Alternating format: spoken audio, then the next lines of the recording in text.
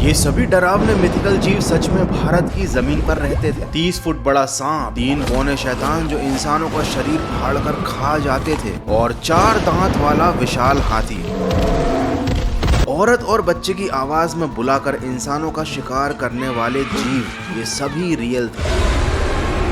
और अगर आपको मेरी बातों पर यकीन नहीं हो रहा है तो जरा ये सुनो। आज से 5000 साल पहले कुछ ऋषि अपनी कुटिया में सो रहे थे कि तभी उनके दरवाजे पर एक दस्तक होती है और एक औरत डर में चिल्लाते हुए उनसे मदद मांगती है। सभी सोए हुए ऋषियों की आंख खुल जाती है। वो उस औरत की मदद करने के लिए तुरंत अपनी कुटिया का दरवाजा खोलते हैं और दरवाजा खोलते ही वो ये पाते हैं कि बाहर तो कोई नहीं है। लेकिन तभी अचानक से चिल्लाने की आवाज एक बार फिर से आती है और इस बार ये आवाज आ रही थी उनके सर के ऊपर से, जिसके बाद उस कुटिया के बाहर अगली चीखने की आवाज केवल उन साधुओं की आती है, क्योंकि औरत की आवाज में कोई और नहीं बल्कि एक राक्षस था जो उनका शिकार कर रहा था। और ये कोई केवल कोरी कल्पना या कहानी नहीं है, ऐसा जीव भारत की जमीन पर हजारों साल पहले एग्जिस्ट करता था। आज से 2000 साल पहले कुछ यूरोपियन और ग्रीक फिलोसोफर्स भारत के एक ऐसे जीव का जिक्र करते हैं जो यात्रियों को पेड़ के पीछे से बच्चे या औरत के रोने की आवाज निकालकर शिकार बनाता था। और ये जीव भी सच में रियल है। इसके अलावा जरा इसे देखो, यह इंद्र का ऐरावत हाथी। इसे ब्रह्मांड के सबसे ज्यादा शक्तिशाली जीवों में से एक गिना जाता है और इसकी एक खास पहचान है, इसके 4 दांत। नॉर्मल हाथियों के 2 दांत होते हैं,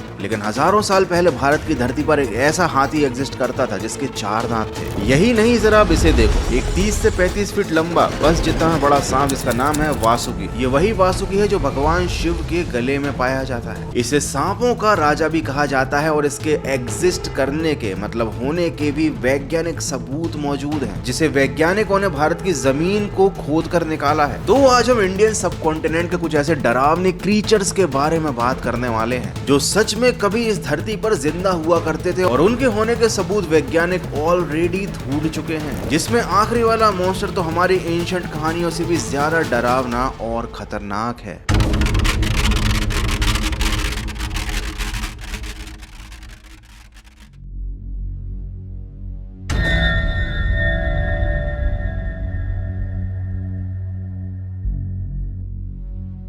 रात के 2 बज रहे हैं। श्रीलंका के एक घने जंगल के बिल्कुल किनारे एक छोटा सा गांव है। हर घर का दरवाजा बंद है। तभी जंगल के अंदर से एक आवाज आती है, एक ऐसी आवाज जैसे कोई इंसान चीख कर मदद मांग रहा हो। और खास बात यह है कि अगर कोई इंसान इन आवाजों पर ध्यान लगाना शुरू कर देता है तो ये आवाजें उसे और ज्यादा तेज सुनाई देने लग जाती हैं, ठीक वैसे जैसे कि कोई घर के बाहर दरवाजे पर खड़ा होकर ही मदद मांग रहा हो। और अगर कोई इंसान मदद करने के चक्कर में दरवाजा खोल देता है तो फिर उसकी मदद कोई नहीं कर पाता, वो हमेशा के लिए गायब कर दिया जाता है। इसीलिए गांव का कोई भी शख्स इन आवाजों पर ध्यान नहीं देता था। साथ ही इन आवाजों को निकालने वाले पक्षी को एक खास नाम दिया गया था, डेविल बर्ड। उस समय के लोग मानते थे कि भैया जिस घर के आसपास से यह आवाज आ गई, समझ लो वहां किसी ना किसी का ऊपर जाना तय है। 1800s के आखिर में कुछ ब्रिटिश ऑफिसर्स ने श्रीलंका के जंगलों में यही आवाज सुनी थी। उन्होंने रिकॉर्ड भी किया था इन आवाजों को और उन्होंने अपनी रिपोर्ट में लिखा था कि जंगल को रात में एक औरत के चीखने की आवाजें सुनाई देती हैं। तो आखिर औरतों की आवाज निकालकर शिकार करने वाला ये जीव क्या था और इसकी डरावनी कहानियों की सच्चाई क्या है वो हम जानेंगे ही। लेकिन अभी पहले हम आते हैं एक ऐसे इंडियन सब कॉन्टिनेंट के जीव के ऊपर जो कि जंगल से गुजरने वाले यात्रियों को किसी सुंदर लड़की या बच्चे के रोने की आवाज निकालकर घने जंगल में बुलाता है और फिर उनका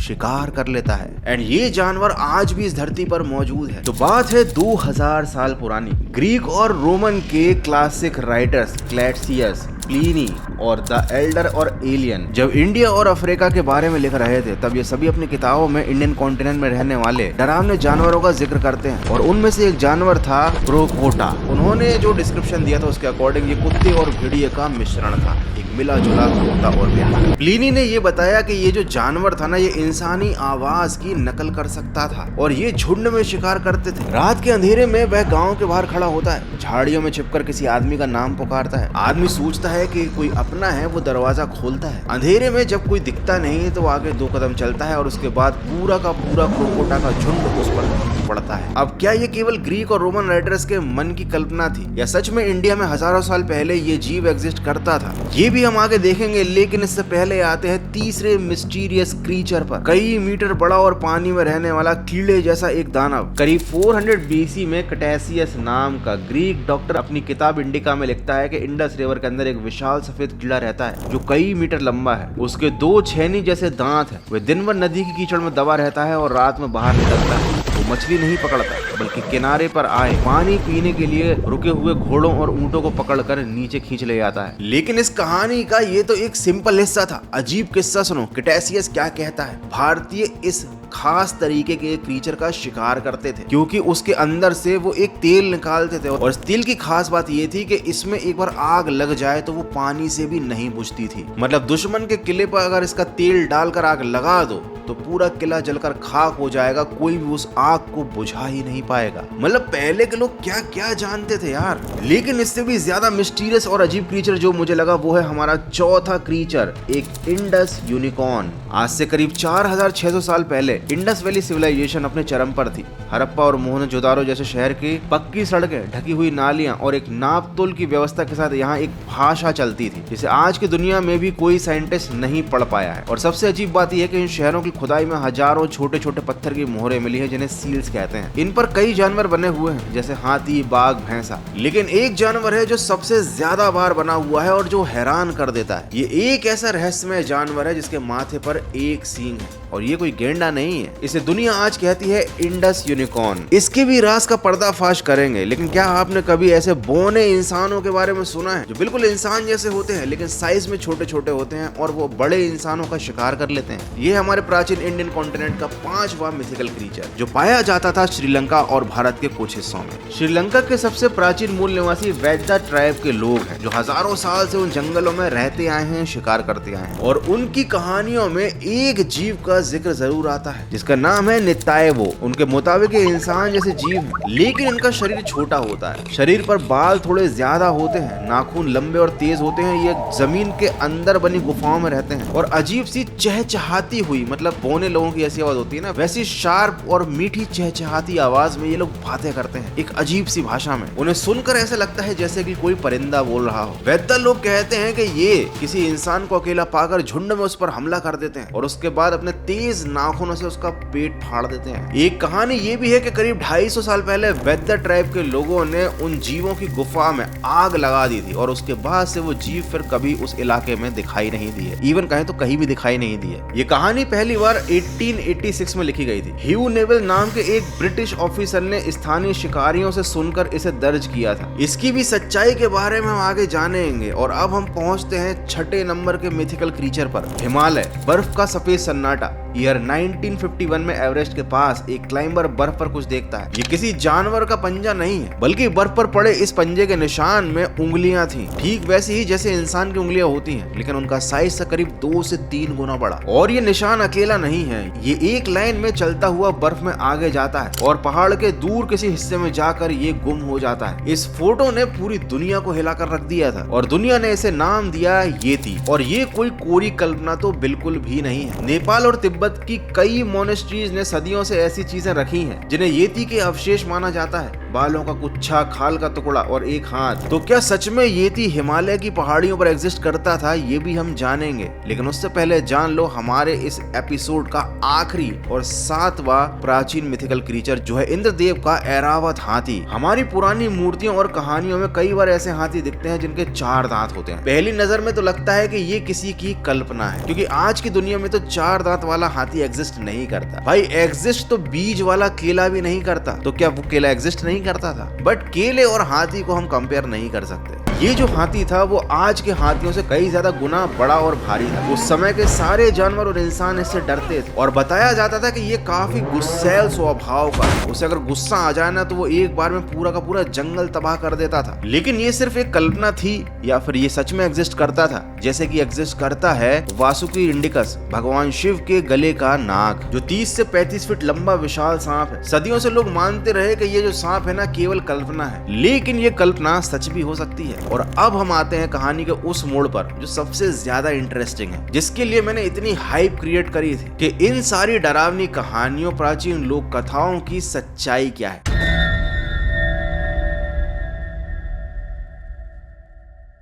शुरुआत करते हैं 4 दांत वाले हाथी से। गोम्फोथेरस हाथियों की एक ऐसी प्रजाति जिसके ऊपर जबड़े में 2 दांत थे और नीचे 2 दांत, मतलब इनके 4 दांत हुआ करते थे। इसके फॉसिल्स मिलते हैं पाकिस्तान के बलूचिस्तान से लेकर हिमाचल प्रदेश की शिवालिक पहाड़ियों तक। और इसी प्रजाति के हाथियों के रिश्तेदार सिनोमास्टोडोन उत्तर भारत के कई इलाकों में करीब 8 साल पहले तक मौजूद थे। मतलब 4 दांत वाला हाथी रियली में इस दुनिया में भी एग्जिस्ट करता था और हमारे भारत में भी। लेकिन एक बात साफ कर दूं कि जरूरी नहीं है कि हमारे पूर्वजों ने इस हाथी को अपनी आंखों से देखा हो, क्योंकि जब ये हाथी एग्जिस्ट करता था तब आधुनिक इंसान मतलब होमोसेपियंस एग्जिस्ट नहीं करते थे। तो पॉसिबिलिटी ये है कि किसी ने इस तरीके के हाथी का अवशेष देखा हो जिसके 4 दांत हो और वहां से ये सारी कहानियां आगे बढ़ी। तो फिर 35 फीट के उस सांप का क्या वो भी कहानी भर थी? गुजरात के कच्छ इलाके में एक लिग्नाइट कोल खदान में खुदाई के दौरान कुछ हड्डियां बाहर निकल आई। ये हड्डी रीढ़ के टुकड़े थे।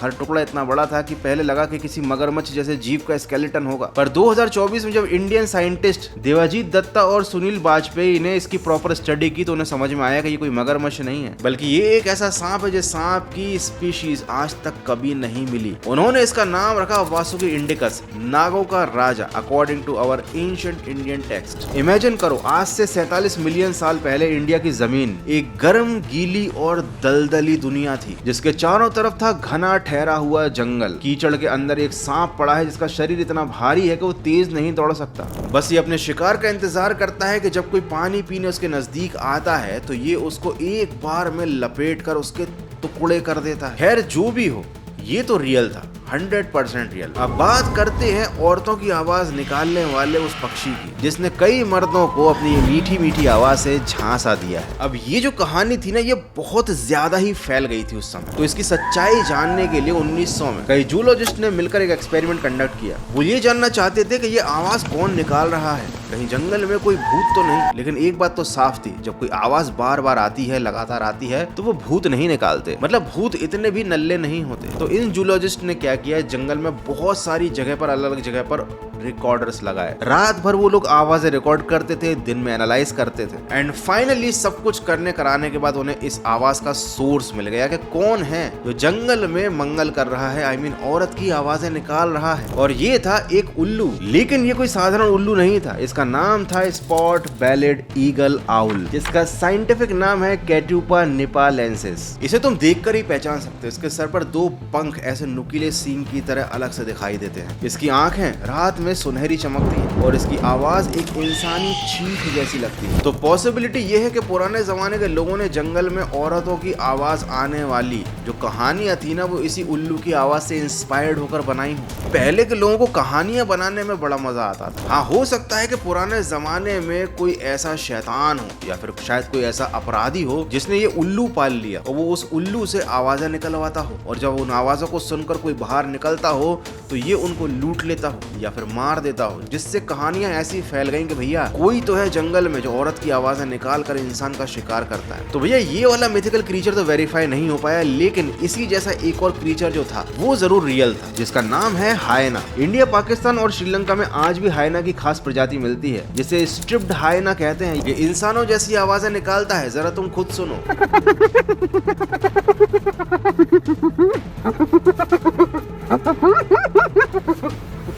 तो चलो ये तो असली था। अब चलते हैं प्राचीन मोहनजोदाड़ो में पाए जाने वाले उस सफेद मछली जैसे प्राणी पर जिसका तेल किले में आग लगा देता था। इसका शिकार करके प्राचीन इंडियन लोग एक खास तरीके का फ्लेमेबल लिक्विड निकाला करते थे उसकी बॉडी से। तो देखो, जब ये ग्रीक किताब लिखी गई थी जिसमें इस मिस्टीरियस क्रीचर का जिक्र था, तब इंडियन सब कॉन्टिनेंट की जमीन के कई हिस्से ऐसे थे जहाँ पर पेट्रोलियम अपने आप ऊपर रिस कर बाहर आ जाता था, जिसे ऑयल सीप कहते थे, काला चिपचिपा बदबूदार आग पकड़ने वाला द्रव्य। और हमारे प्राचीन भारत के लोग इसको निकालते थे, इसका इस्तेमाल करते थे। अब जरा एक ग्रीक यात्री की तरह सोचो जो भारत में खड़े हुए इस प्रोसेस को देख रहा है कि भैया जमीन से तेल निकाला जा रहा है जो आग पकड़ लेता है, और उस यात्री को पेट्रोलियम का कोई कॉन्सेप्ट नहीं पता। इवन उस जमाने में किसी को भी कुछ नहीं पता था। उन्हें इतना मालूम था कि जमीन से कुछ काला काला लिक्विड निकलता है और इसमें आग लगा दो तो ये जल जाता है। उनके लिए किसी जादू से कम नहीं था। उन्होंने मान लिया था ये किसी जानवर की चर्बी है, एक ऐसा कीड़ा, एक ऐसा क्रीचर जो शायद एग्जिस्ट भी नहीं करता था। But I don't know exist कर भी सकता है। क्या पता सच में ऐसा कोई कीड़ा होता हो, लेकिन वो कीड़े का तो नहीं पता। लेकिन एक कीड़ा जरूर है जो आजकल बहुत ज्यादा एग्जिस्ट करता है और जो लोगों के अंदर होता है। उस कीड़े का नाम है, वीडियो देखो लेकिन सब्सक्राइब मत करो, क्योंकि भैया पता नहीं कब से हमारा चैनल 4 मिलियन सब्सक्राइबर पर अटका हुआ है। पता नहीं कौन जन्म में जाकर 5 मिलियन होंगे। तो अपने अंदर से उस कीड़े को निकालो और सब्सक्राइब कर दो। चलो इस क्रीचर का राज तो खुल गया, अब चलते हैं एक सिंग वाले इंडस यूनिकॉर्न के बारे में जानते हैं। तो ज्यादातर आर्कियोलॉजिस्ट का ये मानना है कि ये 2 सिंग वाला बैल ही है, जिसे प्रोफाइल में बनाया गया है, मतलब साइड प्रोफाइल जिसकी बनाई गई है, और एक सिंग ने दूसरे सिंग को ढक दिया है। दूसरी थ्योरी है मशहूर स्कॉलर एस्को पारपोला की, जो कहते हैं कि ये एक नील गाय हो सकती है जिसे बारिश और फर्टिलिटी से जुड़ी हुई पूजा का निशान बनाया गया। तीसरी थ्योरी कहती है कि ये है एक जंगली बैल जिसकी ये स्टाइलाइज तस्वीर है। लेकिन ये सब थ्योरी ही है और इंडस लिपि को अभी तक तो कोई पढ़ नहीं पाया है। तो मे भी हो सकता है उस जमाने में ऐसा कोई एग्जिस्ट करता हो यूनिकॉर्न जिसका एक सींग, या फिर ये हम लोगों के मन का ही एक वहम, उन्होंने बनाया होगा कुछ और जिसे हम समझ बैठे हैं कुछ और। हालांकि आज तक खुदाई में कभी भी किसी ऐसे जीव का फॉसिल नहीं निकला है जो यूनिकॉर्न जैसा दिखाई देता हो, जिसका एक सिंग हो और जिसका मुंह घोड़े जैसा हो। ठीक वैसे ही जो बोनो की कहानी थी श्रीलंका वाली, वो आग लगाने वाली घटना पर ही खत्म हो गई। लेकिन जिस गुफा में आग लगाई गई थी वो एग्जिस्ट करती है, और जब वहां पर आर्कियोलॉजिस्ट सर्वे किया गया तो वहां पर कोई ऐसे छोटे इंसानों की हड्डियां नहीं पाई गई। भैया अगर किसी को जलाया गया होता तो उसकी हड्डियों के अवशेष तो मिलने चाहिए थे। तो हो सकता है ये कुछ खास तरीके की आदिवासी ट्राइब हो जिनकी हाइट कम रहती है, जो मांसाहारी हो, शिकार करते हो, जिन्हें बाकी लंबे इंसानों ने बोना शैतान समझ लिया। मे बी पॉसिबल है। हालांकि ऐसी कहानी मेरी नानी भी सुनाया करती थी कि एक बार गांव में खुदाई के दौरान खोदते खोदते खोदते चीखने की आवाज आई, बिल्कुल चिड़िया जैसी, और कुछ छोटे छोटे इंसान थे, उनकी बस्ती थी जमीन के नीचे, और फिर गांव वालों ने देखा तो उस गड्ढे को वहीं पर बंद कर दिया। हालांकि इस कहानी में कितनी सच्चाई है ये तो मुझे भी नहीं पता, लेकिन हाँ इसको सुनने में मुझे बड़ा मजा आता था। मैं बार बार ये सेम कहानी उनसे सुनता था और हर बार उस कहानी में कुछ न कुछ नया तड़का लगा देती थी। इंडोनेशिया में फ्लोरेस नाम की एक जगह है, ये एक आइलैंड है जहाँ पर साइंटिस्ट को होमो फ्लोरेसाइनेस के फॉसिल मिले। ये एक ऐसी इंसानी नस्ल होती है जिसकी हाइट बहुत ज्यादा कम होती है। तो हो सकता है ये उसी नस्ल के आदिवासी हों जिन्हें श्रीलंका में उन आदिवासियों ने देखा हो जिनको वेदा ट्राइब्स कहते हैं। और ये जो डॉर्फिज्म होता है ना, बोनापन, ये होता है आइलैंड डॉर्फिज्म के कारण। मतलब अगर कोई एक ही आइलैंड पर फंसा रह जाए तो धीरे धीरे उसकी पीढ़ी दर पीढ़ी हाइट कम होती जाती है। तो हो सकता हो ये भी कोई ऐसी स्पीशीज के लोग हों जो किसी आइलैंड पर फंसे हुए हों और जिनकी हजारों सालों में हाइट इतनी छोटी होती चली गई कि लोग इनको एक क्रीचर समझने लगे। एंड व्हाट अबाउट येती? तो देखो, येती के जितने भी पंजों के निशानों के सैंपल्स आए थे ना, जितने भी अवशेष मिले थे, उनमें से मोस्टली जब डीएनए टेस्ट के लिए गए तो वो भालुओं के पंजों के निशान निकले। Himalayan brown bear, Tibetan brown bear और एशियन ब्लैक बियर। और एक सैंपल तो एक कुत्ते का निकला। एक भी ऐसा नहीं था जो किसी अननोन क्रीचर की तरफ इशारा करता हो। बट उसके बावजूद भी कई ऐसे सारे इंटरनेट पर फोटो वायरल होते हैं जहां पर दिखाया जाता है कि एक इंसानी पैर का निशान बर्फ में मिला है जो बिल्कुल येती की तरह दिखाई देता है। तो आज तक कभी किसी ने येती को देखा नहीं। हो सकता है कि जब किसी ने भालू को खड़ी पोजीशन में देखा हो तो वो एक येती की तरह दिखाई दे रहा हो दूर से। बट पता नहीं, मुझे पर्सनली ऐसा क्यों लगता है कि येती एक जमाने में एग्जिस्ट करता होगा। हो सकता है अभी ना करता हो, क्योंकि दुनिया में ऐसी बहुत सारी जगह हैं जिन्हें इंसानों ने एक्सप्लोर नहीं किया है, और ऐसा जरूरी नहीं है कि वहां पर कोई रहता ही ना हो। हर जगह की सिचुएशंस के हिसाब से, खासकर ऐसी टफ सिचुएशंस जहां पर इंसान सर्वाइव नहीं कर सकते, वहां पर भी जीव सर्वाइव करते हैं। हो सकता है बर्फ में येती जैसा कोई प्राणी रहता हो जो इंसान की हरकतें देखकर उनसे दूरी बनाकर ही रखता हो। एनीवे, ये सारी बातें मिलाकर एक बात तो साफ हो जाती है कि हमारे पूर्वज जो बातें बताते थे वो झूठ नहीं थे। उन्होंने कुछ देखा, उसको अपने हिसाब से उन्होंने समझने की कोशिश की और उस चीज को आगे जनरेशंस तक बढ़ाया। चीजों को समझाने के लिए उनके पास उस समय साइंटिफिक फैक्ट्स नहीं थे, इतना नॉलेज नहीं था, एआई नहीं था। तो जो चीजें उन्हें समझ में नहीं आई उन्होंने मॉन्स्टर का नाम दे दिया, राक्षसों का नाम दे दिया। और इसी इंटरेस्टिंग हुक की वजह से ये कहानियां पीढ़ी दर पीढ़ी इतने आगे आ गई कि आज भी हम इनके बारे में डिस्कशन कर रहे हैं। और मुझे कमेंट करके जरूर बताना कि तुम कौन से जीव पर विश्वास रखते हो जो कि मिथिकल था और तुम्हें लगता है कि हाँ वो रियल लाइफ में उस टाइम में एग्जिस्ट करता होगा। तो फटाफट से तुम कमेंट लिखो और मैं जा रहा हूँ नए वीडियो पर रिसर्च करने। बोलते बोलते गला सूखने लग गया है। मिलते हैं अगले एक और तगड़े और नॉलेजेबल वीडियो में।